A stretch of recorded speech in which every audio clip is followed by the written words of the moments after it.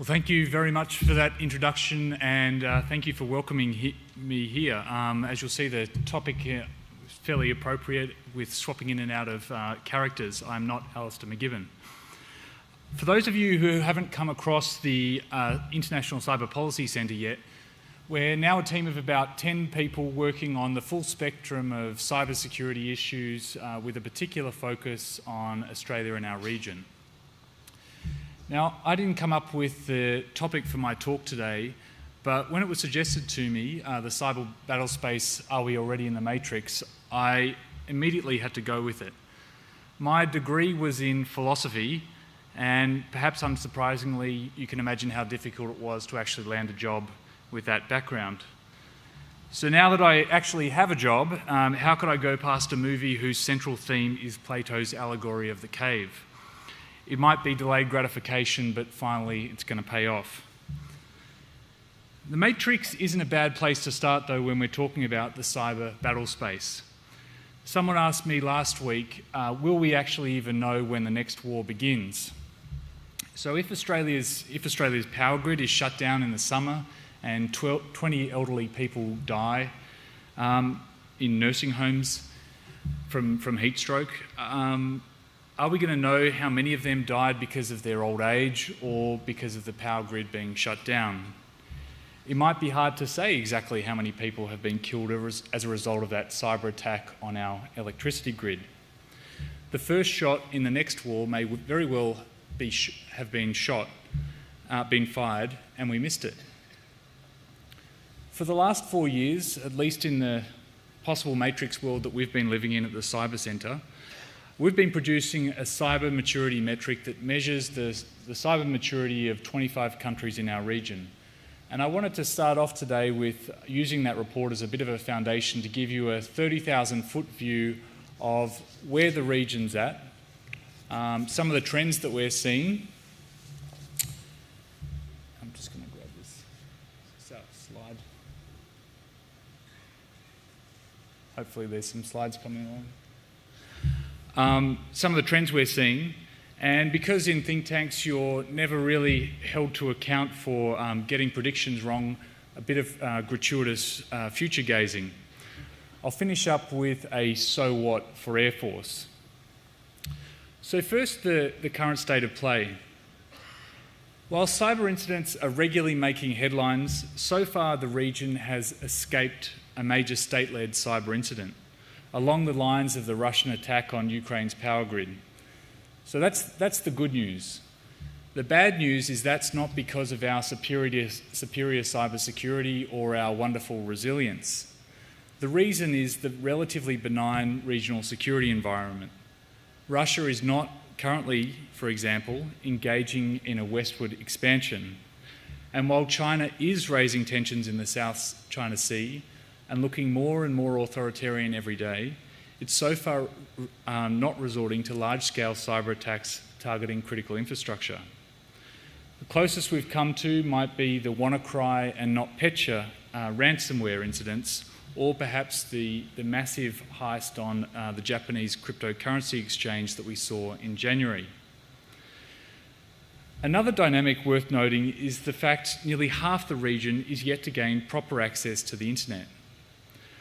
Now, that's the statistic that is widely reported is 55% of the region still to come online.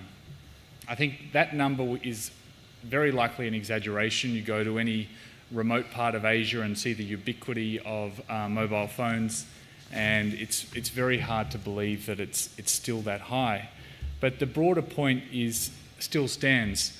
There's a huge population still to come online. And while that creates lots of opportunities for those people and lots of cybersecurity challenges at an individual level, I think there's other bigger picture challenges like civil unrest that we need to be thinking about in a strategic sense. Related to this issue of bringing more of the region online is the rollout of new undersea cables. In our immediate region, this is becoming a security issue as we compete with countries like China to build and protect cables that connect our Pacific neighbours. For people in those countries, it's a great opportunity, bringing in massively increased bandwidth, and with it a host of cybersecurity related challenges, but there's that broader strategic issue that we need to be cognizant of as well. So let me turn now to a couple of the trends that we've noticed. The first is the rise of cybercrime as a service. What we've seen over the last year or so is the increasing availability of ready-to-use kit that essentially allows non-experts to buy and apply tools to conduct cybercrime. At a time when there's an acute skills shortage, this is essentially growing and expanding the pool of cyber criminal adversaries. The impact can be seen in reporting everywhere, where cybercrime statistics continue to increase. This general lawlessness creates a permissive environment for malicious cyber activity. Law enforcement is currently overwhelmed with the volume of cases and hasn't yet come up with a strategy to turn the tide. In this Wild West environment, it can be easier for states to obscure and mask hostile actions. The second trend concerns the perennial bad boy, North Korea. North Korea is a great example of the asymmetric nature of offensive cyber tools. A destitute and backward country, it's nonetheless managed to create a disruptive cyber capability that consistently has it ranked in the top 4 worst adversary states faced by the United States in that domain. Reports have estimated the North Koreans have up to 6,000 people working in their hacking unit and have been blamed for a litany of offences. There's been the attack on Sony Pictures, there's been the heist on the Central Bank of Bangladesh, and most recently, US and a string of allies, including Australia, have attributed the WannaCry ransomware incident to the North.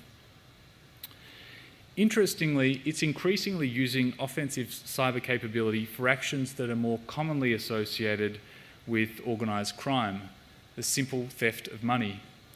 As sanctions bite, we can expect North Korea to expand this enterprising criminal activity.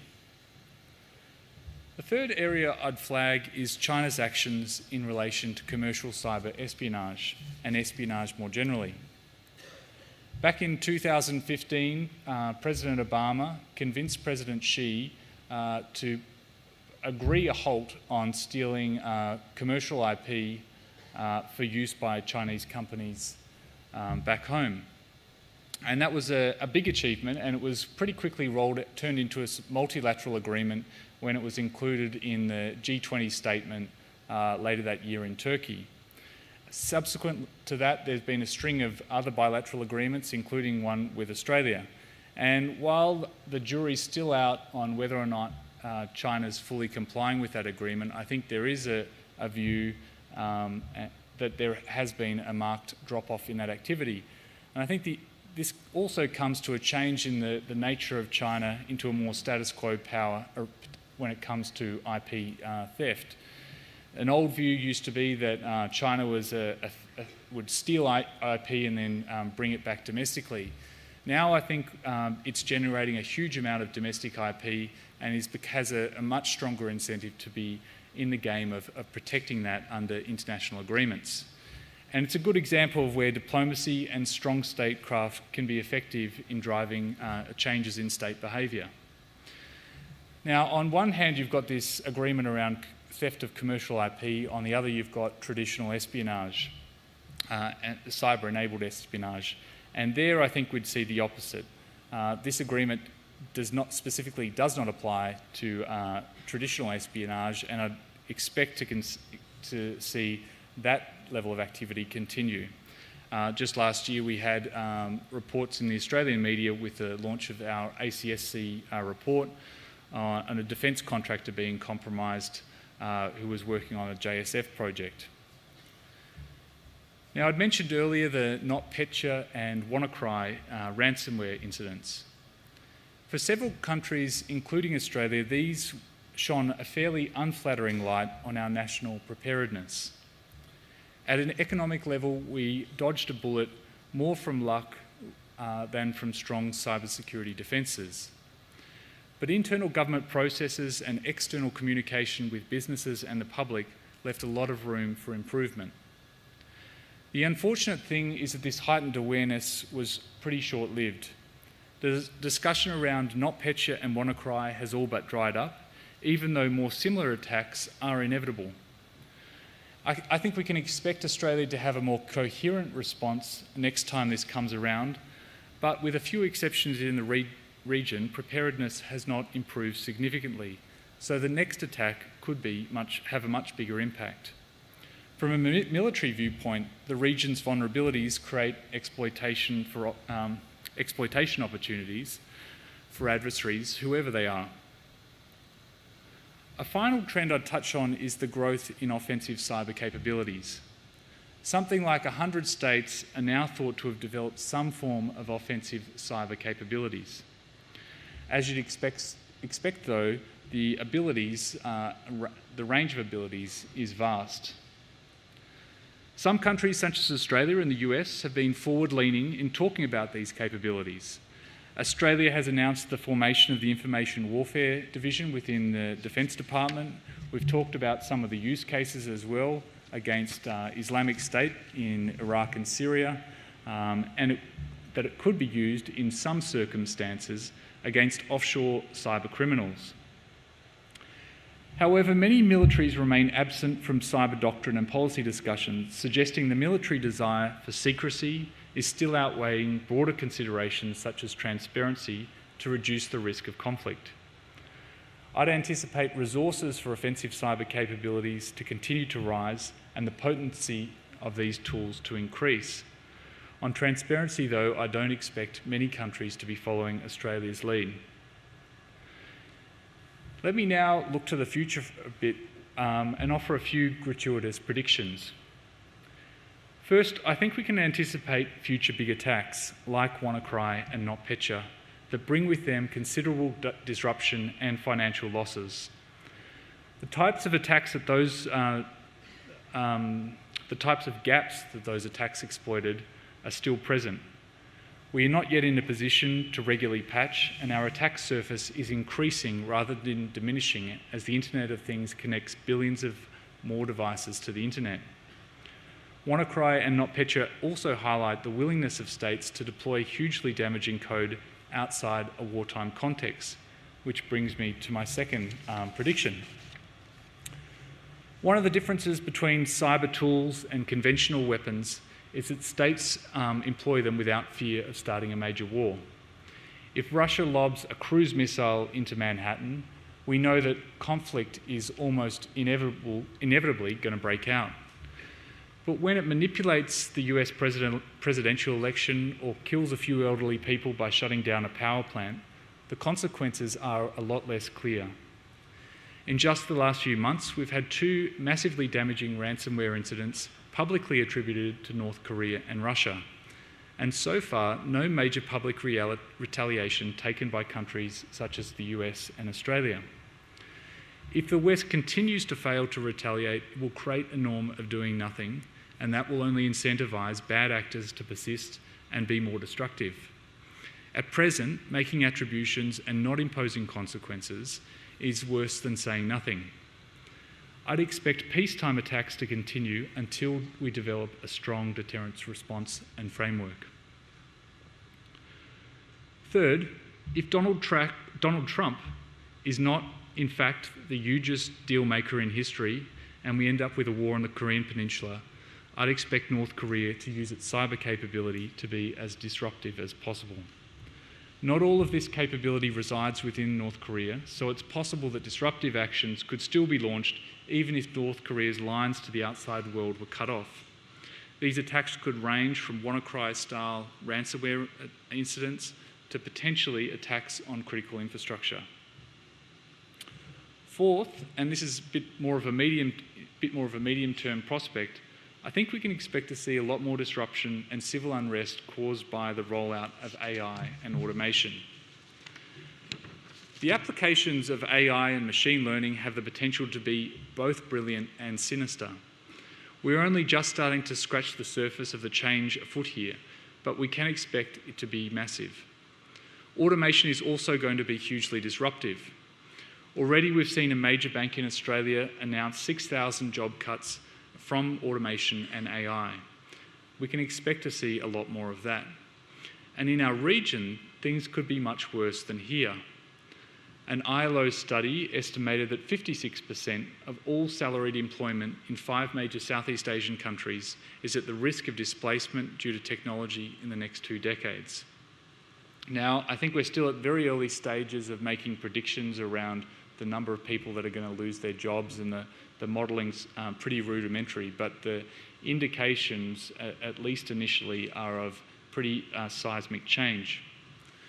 As automation becomes cost competitive with cheap labour, multinational companies will no longer be prepared to make the old trade-off of heightened political risk for bargain basement labour costs. That will see more and more manufacturing return to stable Western states or to the household level via 3D printing, leaving mass unemployment in its wake. The implications for regional development and stability as a result of those forces will be significant. Fifth, I'd expect cybercrime to increase. Around the world, countries are still treating cybercrime as a local problem. We're gearing up local and state police forces to go after the bad guys and telling businesses and citizens to harden their cybersecurity defences. Notwithstanding this, cybercrime keeps increasing everywhere. The problem is cybercriminals are almost never residing in the same jurisdiction as their attacks impact, and mostly they live abroad. Any solution therefore needs major international engagement as a key component, and the states are only just beginning to realise that the current approach is failing. Now for the Internet of Things. As more and more devices are connected to the internet, we're going to be able to create significant benefits and new business opportunities, particularly for Air Force. But we're also going to be expanding our attack surface and creating huge new risks. Think about a hacked driverless car, a tank, drone, or a drone. The challenge is that current market incentives mostly encourage companies to produce the cheapest possible product, with security considerations often non-existent. Regulating a fix to this challenge is also not easy. Vulnerabilities are often not immediately apparent and might take a while to be discovered.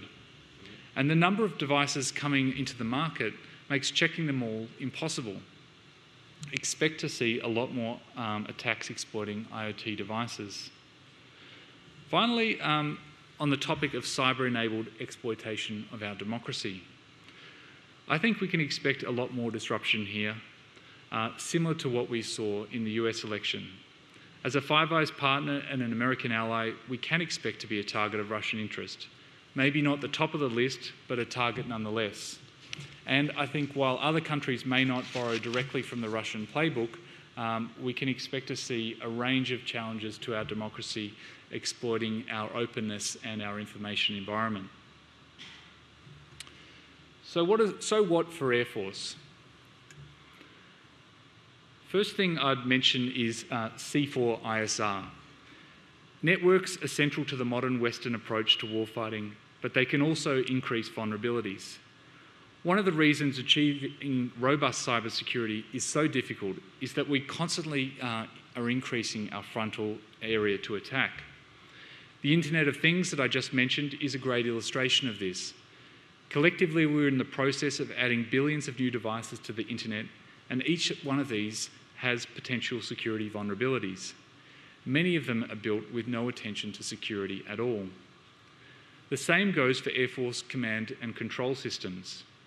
Using networks as a force multiplier can make a huge amount of sense, but it also makes it imperative to keep these networks secure and to ensure the integrity of the data that they transmit.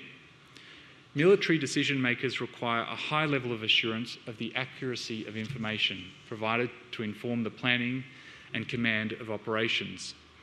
So verifying and guaranteeing the availability and integrity of information networks is a central priority.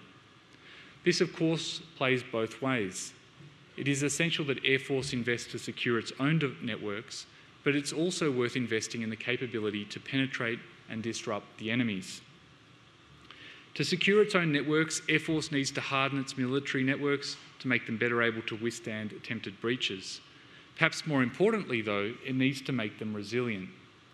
There needs to be an assumption that an incident will occur, and when it does, the network should be able to retain functionality limit damage, and recover quickly. Achieving a high level of security and resiliency can also involve more active measures. That is, engaging adversaries in contested spaces and anticipating incidents rather than simply relying on the network's capability to withstand attacks or to recover after the fact. This could draw on red teaming, penetration testing, and intelligence collection on adversary systems. Penetrating and disrupting the enemy's network requires use of the offensive capability. This can involve both long-range action taken from well away from the battle space to proximate actions. Second, I wanted to talk about kinetic enablers. Offensive cyber operations are much hyped. In 2012, the then Defence Secretary Leon Panetta coined the term Cyber Pearl Harbor, which massively over-dramatised these tools. We just had out here Chris Painter, the former US cyber coordinator, who has a very nice line about this, saying there is no magic cyber button. A better way to think about cyber tools is as enablers for kinetic operations. An example is 21st century cyber wild weasel operations to suppress enemy defences.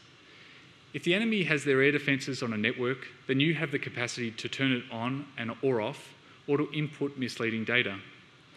Electronic warfare and kinetic means will play a part in suppressing or destroying enemy air defences as well, but cyber tools will often be part of the package. Third, digital AESA. Active Electronically Scanned Array, or AESA, is another area where cyber issues may come into play for Air Force, both in terms of having to defend against penetration by adversaries and also in the potential for them to be used in EW and cyber applications. Given the right knowledge of adversary systems, an AESA on a Super Hornet or a JSF opens the possibility of getting inside others' radar systems and making mischief, like generating false signals or masking your own signature. This sort of exploitation could be put to a range of malicious applications. Finally, let me say a few things about our species.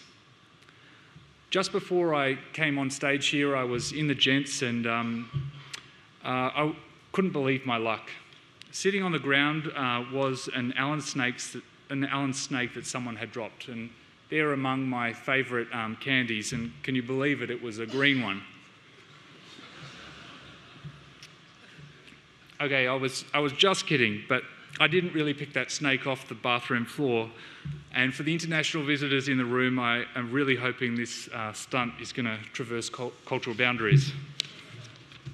Notwithstanding the fact that we all know that we shouldn't eat green snakes left on bathroom floors, we're still picking up USB sticks we find lying about and plugging them into computers. Of course, good cyber hygiene is about more than not doing silly things with USB sticks. It's about not clicking on too good to be true and suspicious emails. It's about using burner laptops and phones when you travel to certain countries. It's about being cognizant about your social media postings and how they could be used maliciously against you, or your Fitbit for that matter. In short, it's about how the whole workforce is made aware of its cybersecurity risks at work, at home, and when travelling abroad. How we build a culture of cybersecurity that everyone takes responsibility for. Another human dimension to this is a skills problem. As everybody knows, we face a huge STEM shortage.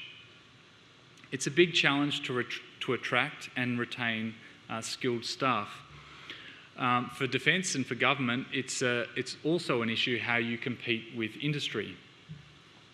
This isn't the first time defence has faced this sort of challenge, and there's a whole string of advice that others have provided that I think provides guidance on how you can work to overcome this problem. But it is a huge issue, and it is something that I think Air Force would need to take very seriously. So to conclude, are we in the matrix? Right now, I'd say no. But looking further out, at the confluence of technologies coming down the pipeline, it is going to dwarf the tech revolution that we've seen to date. AI, machine learning and automation are radically changing the landscape, and I think we're only just starting to scratch the surface. Quantum computing offers huge potential, and I'm not a quantum person, but I've heard arguments on both sides, and there do appear to be some huge engineering challenges that still need to be overcome, and we've been saying just 10 years for the last 30. So I think there's still some way to go there. But if it is able to realise its promise, combined with AI, I think there's going to be some very, very dramatic change. For now, though, I think what we're talking about are a lot of very real-world challenges that we have to respond to, and I hope that this presentation's sketched out a few of them. Thank you very much.